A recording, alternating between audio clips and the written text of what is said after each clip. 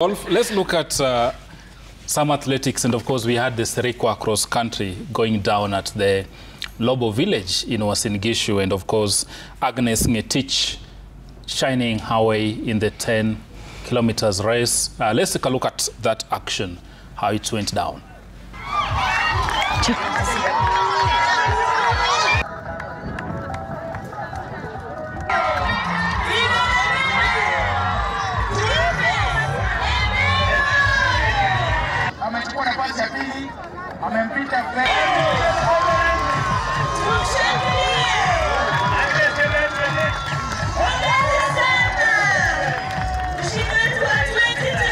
I feel so much excited, very happy, because I wanted to skip this, because I have marathon next month. So I saw just my name on the advertisement and I saw my picture, so I said no, I have to go for this, because if I will not attend, my fans will be disappointed. So I was just coming to defend my title. And first, I thank God for the energy, for the protection. Faith, it's the first time running with Faith, so I was motivated. I didn't expect to win. I was just running my race since it was hot. And of course, that's how action went down at the Lobo village in Eldoret, Uasin Gishu County.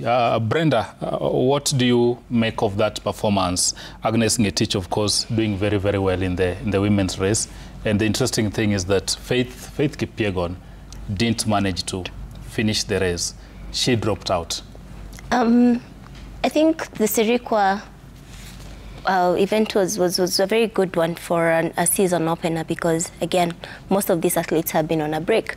So it would have really been amazing to watch Faith versus Agnes Tirop, or formerly Agnes Tirop, run properly, go head to head and complete it, because there's an issue of time. Yes, we know they are the best in the game, but it's been a while since we watched Faith Kipyegon in a road race. So it would have been good to see her there, because that's where she started from before moving to her usual races. And this was supposed to be a clash of world record holders, because Tirop, or rather Ngetich, still holds that title for the 10 kilometers. So it was a good race, given that you look at the times and the top three, the timings are...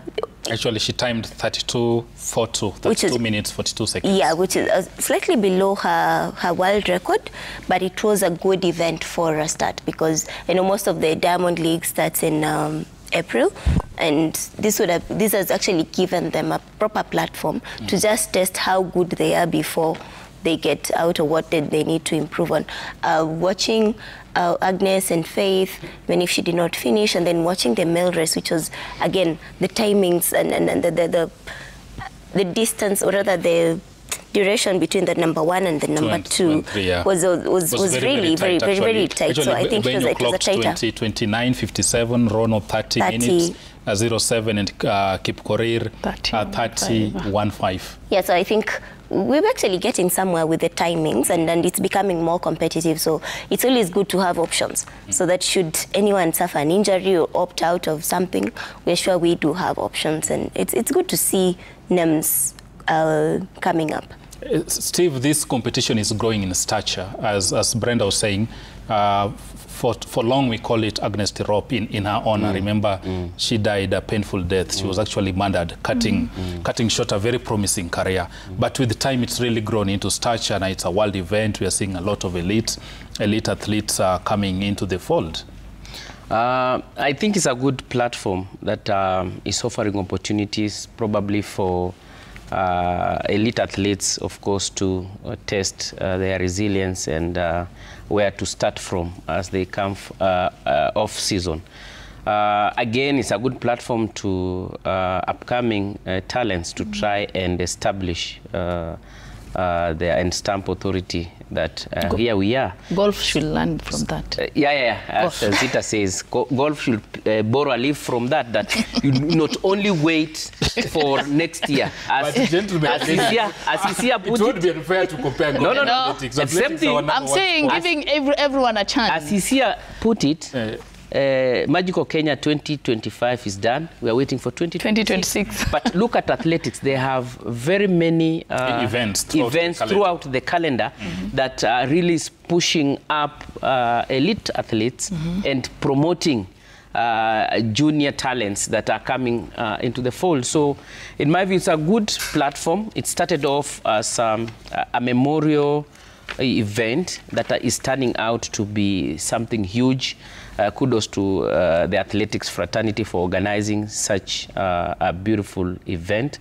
I think, in my view, it's going places. Look at every athletics event that has been organized. It's popping out to be something big. Chepsaita run, Baringetuni run. Everything that it's brought on board is flourishing. So I agree with Zita. Borrow a leaf from these organizations. And just to add on what Shitera is saying, there's that feeling when you run at home ground, your wife is watching you, the children are watching you, your mother is watching you, your father is watching you. So it's giving even the elite athletes that chance of showcasing their talent in front of even the village members, like watching you doing all this. And you can see even the sponsorship. They turned up in their numbers just to watch, get a glimpse of Faith Kipyegon. Yeah. And then you can see even the sponsorship on the board, like the money that was poured into this event. I'm seeing something that Athletics Kenya that is doing, that every team, every federation should borrow a leaf from them in what they're doing.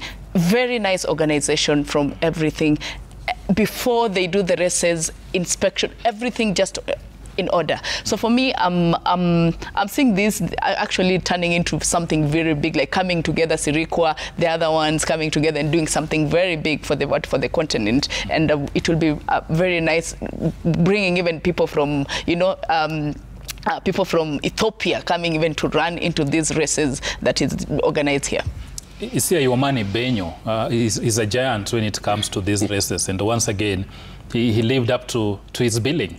Yes, Daniel Simiwe Benyo, and I was happy for him for one reason. You remember, Benyo was really in pain when the team for the Olympics was being named after, they conducted the trials, and in the United States of America, there was a lot of logistical challenges for him to travel, and having arrived quite late there, he didn't make the team, and there was a lot of debate, really, whether it was a question of form that time or just the logistical issues that surrounded the selection.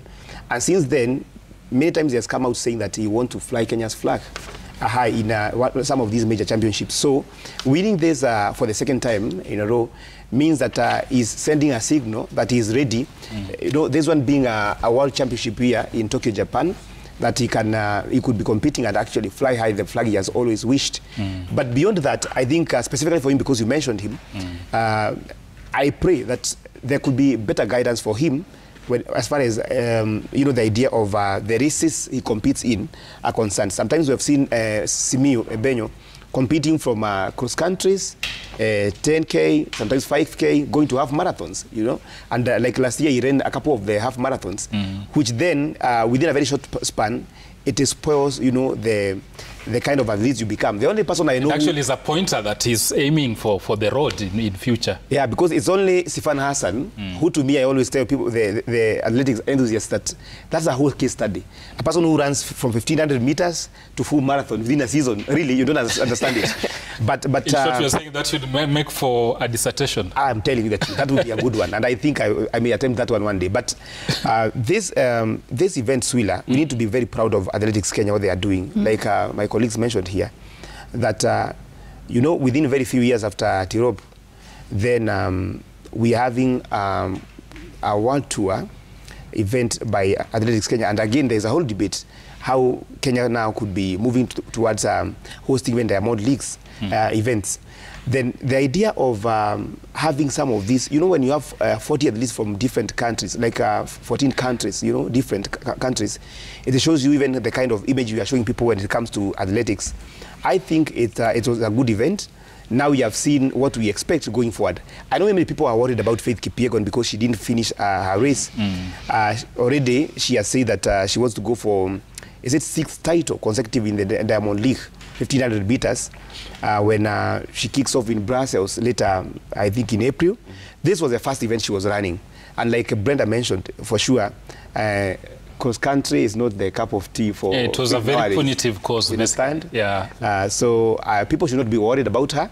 I know she's a darling of many, but I want to believe that going to the next event, especially in a specialty which is 1500 meters and 5,000 meters, we are going to see something better going forward. We're going to see something better going forward, says Jacob. And of course, Fadi Omanyala, of course, that's also a darling to many. And of course, is watching. Fadi, we are soon having you here.